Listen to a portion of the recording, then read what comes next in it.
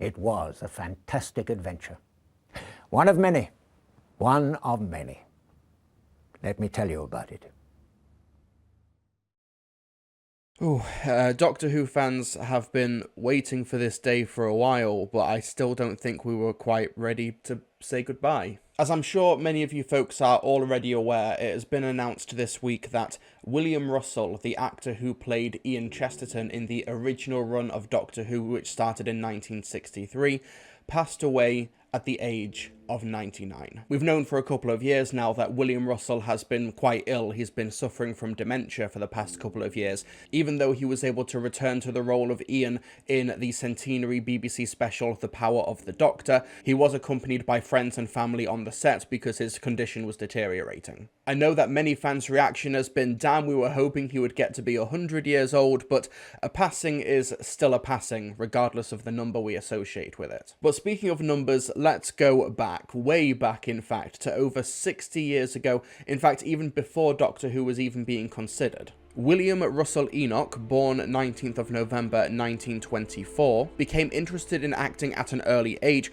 but was mostly involved in organising entertainment shows during his time at the Royal Air Force. But one of his first big roles was when he was in his 30s for the ITV drama The Adventures of Sir Lancelot, where William Russell played Sir Lancelot. It was a popular show which cemented William Russell not only as a bit of a young heartthrob, but also as a heroic leading man. And when Verity Lambert and Waris Hussein were putting a team together for a new BBC science fiction family show, they knocked on his door. During the early 1960s, the BBC head of serials at the time was Donald Wilson, and he commissioned a man called C.E. Webber to put together a pitch document, a brief essentially, of what a prospective science fiction show on the BBC could be, which formed the basis for Doctor Who. And in these documents we can see the character that would be described as Ian Chesterton, described as, quote, the handsome young man hero, a male teacher named Cliff, aged 27 to 28. And over the summer of 1963, Verity Lambert and Waris Hussein were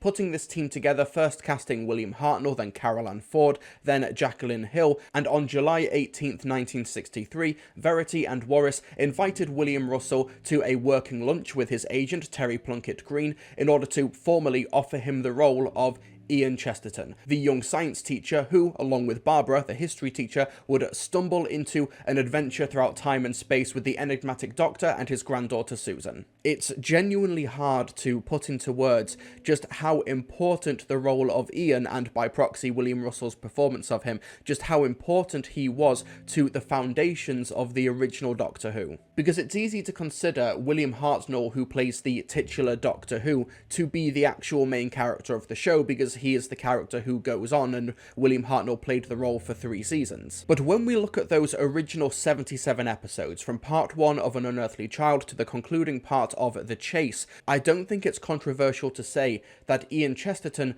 was Doctor Who's original main character. I mean, that might have been how the original Doctor Who creative team in the 1960s considered William Russell as the main leading man of the show because of his experience on other programmes, not just The Adventures of Sir Lancelot. But it's with Ian along with Barbara where the audience get to meet the enigmatic Doctor Who and his granddaughter, and they set foot in the TARDIS in 1963. Yeah, the group are having misadventures throughout time and space which are made up as short individual serials, but the overarching story arc of the original run of Doctor Who was getting Ian and Barbara home. Did you try and take us back to our own time? Well, I got you away from that other time, didn't I? That isn't what I asked you. But what you need to consider about Ian, and also to a lesser extent Barbara, is just how involved he got in the stories themselves, often eclipsing William Hartnell's role in the stories, mainly because William Hartnell did often have to take some breaks during filming because of his health, as William Russell's youth and physical prowess meant that he would take a much more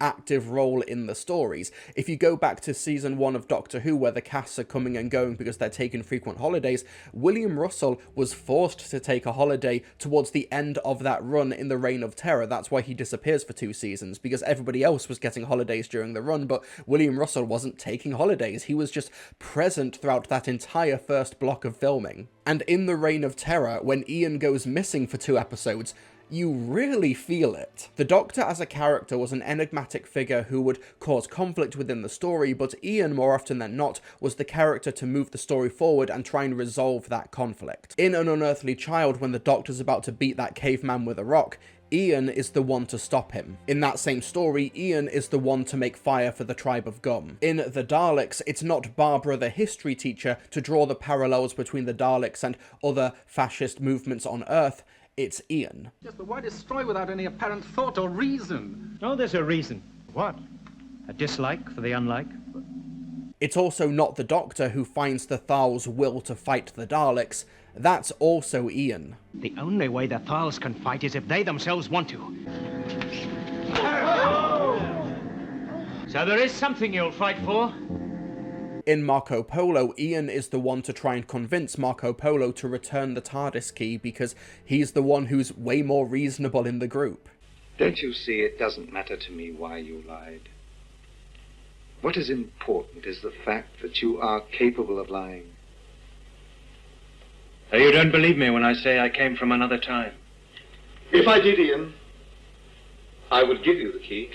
Looking back on the original TARDIS team dynamic, you'd think that they could have gone for the more simplistic, heart-over-head approach, where you've got these two human school teachers. You've got Ian, who's the science teacher, and you've got Barbara, who's the history teacher. And they could have used that to differentiate the two. You know, Ian is the man of reason and logic and cold, hard facts instead of emotion. And Barbara could have opposed him with feelings and emotions and learning from history and such, but that's not the route they took in the early 60s. Yeah, sometimes that would happen, like in the Reign of Terror, but for the most part, Ian was not only book smart, he was also street smart.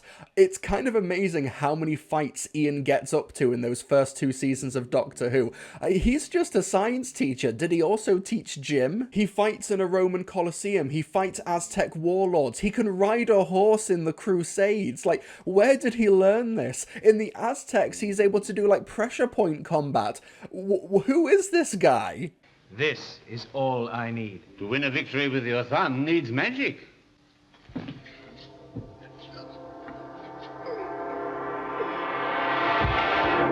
Don't worry, you'll be all right. Expanded Media has talked about how Ian did fight in World War II, and maybe an audience in the 1960s would just assume that. You know, you see a teacher in their 40s and you think, okay, he probably served, but it's not explicitly in the text. But Ian is one hell of a fighter, and that type of archetype of being the young, strong male companion to help the presumably older Doctor actor get through the adventures is an archetype that stuck around throughout a lot of the classic series. The dynamic between Jamie and the second Doctor, Harry Sullivan and the fourth Doctor, etc. This is the dynamic that originally started in 1963 with the first Doctor and Ian Chesterton. Or, respectfully, maybe I should call him Sir Ian, as he was literally knighted by King Richard in the Crusades 700 years before he was even born. What a Chad. In the name of God, St. Michael and St. George, we dub you Sir Ian, Knight of Jaffa.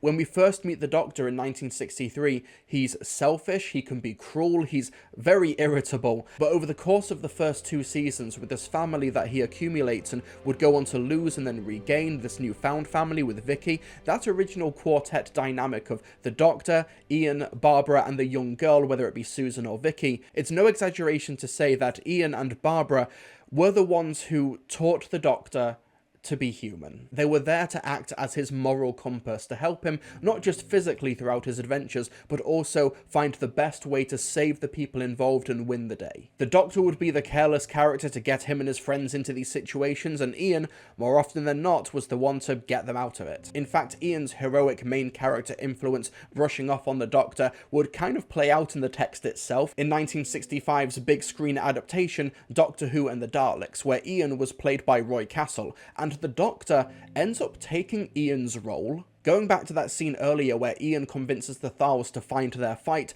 the Doctor's the one to do that in the movie version. Ian just ends up being a bit of a pawn and is unwittingly punched in the scheme. Take her to the Daleks. You can't. You cannot do this. Oh. You see, you will fight for something. So there is something you'll fight for? And this movie was released only a couple of months after Ian and Barbara left the show proper, and it's fascinating to see Peter Cushing's Doctor Who gaining the more heroic traits and virtues of Ian's original role. Now, Roy Castle gives a fine performance as Ian in this movie, but he's undeniably the comedic foil for the highly intelligent and scientifically inclined Who family. Saving the Thals and humanity from the Daleks, rescuing the Sensorites from a plague wiping them out, defeating the villainous Coquillion, the Animus and the Morlocks, and surviving the French Revolution and the Third Crusade, as Ian and Barbara were flung through a flight into eternity as they went from adventure to adventure, because classic 1960s Doctor Who would end on a cliffhanger leading into the next story, but ultimately still not losing sight of their ultimate goal, to get back home to 1963. Towards the end of the show's second season, the Doctor, Ian, Barbara and Vicky have a confrontation with the Daleks in a 6-part story called The Chase, where they're chased across through time and space by the Daleks. At the end of part 6, in an episode entitled The Planet of Decision, the Daleks are defeated by the Mechanoids in the city of Mechanus, and they leave behind one of their time machines, which Ian and Barbara decide to use because it's way more reliable and way more accurate than the Doctor's TARDIS, to travel back home to 1963. Although Barbara operates the machine and it's only a couple of years off, they land in London, 1965. Believe it, London, 1965!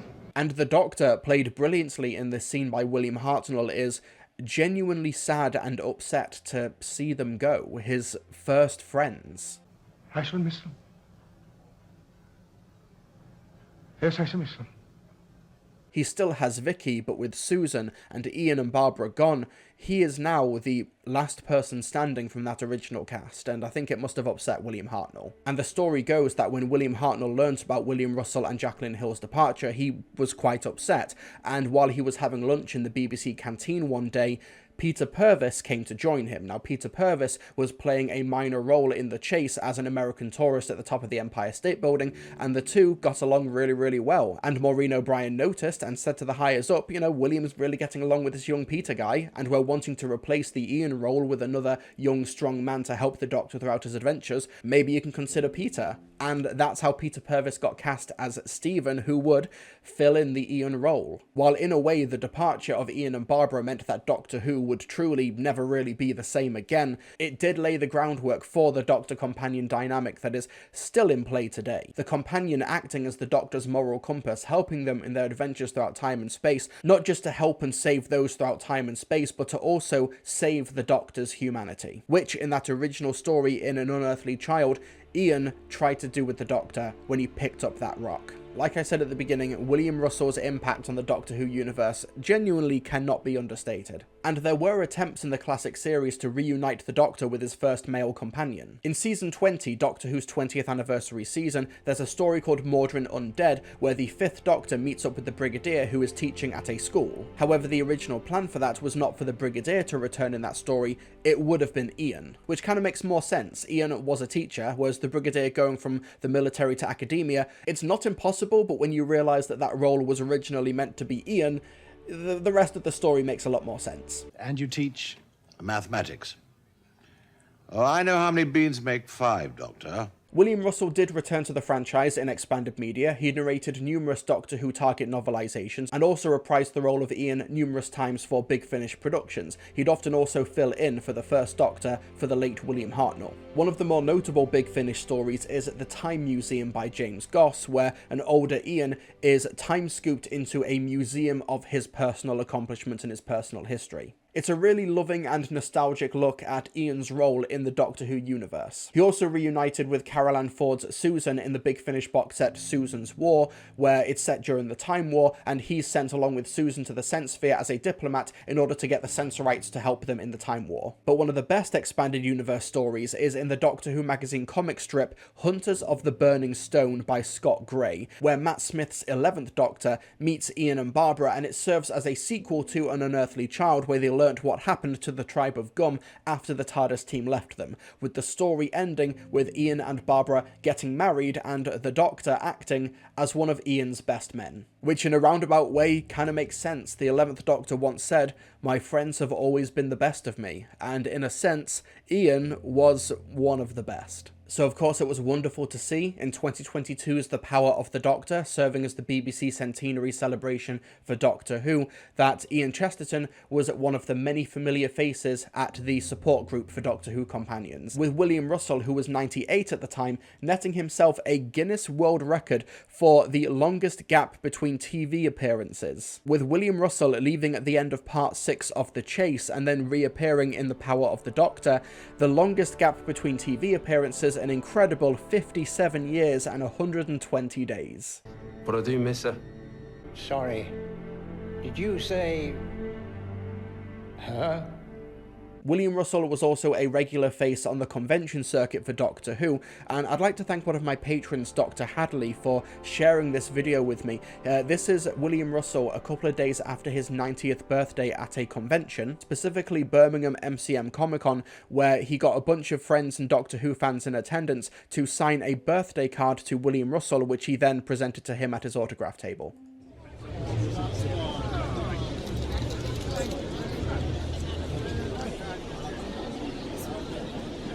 Should still be open.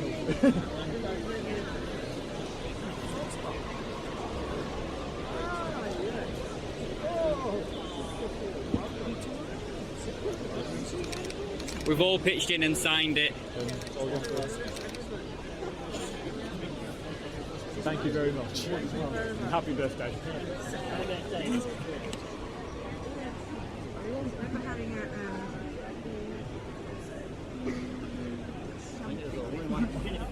Yeah, thank you.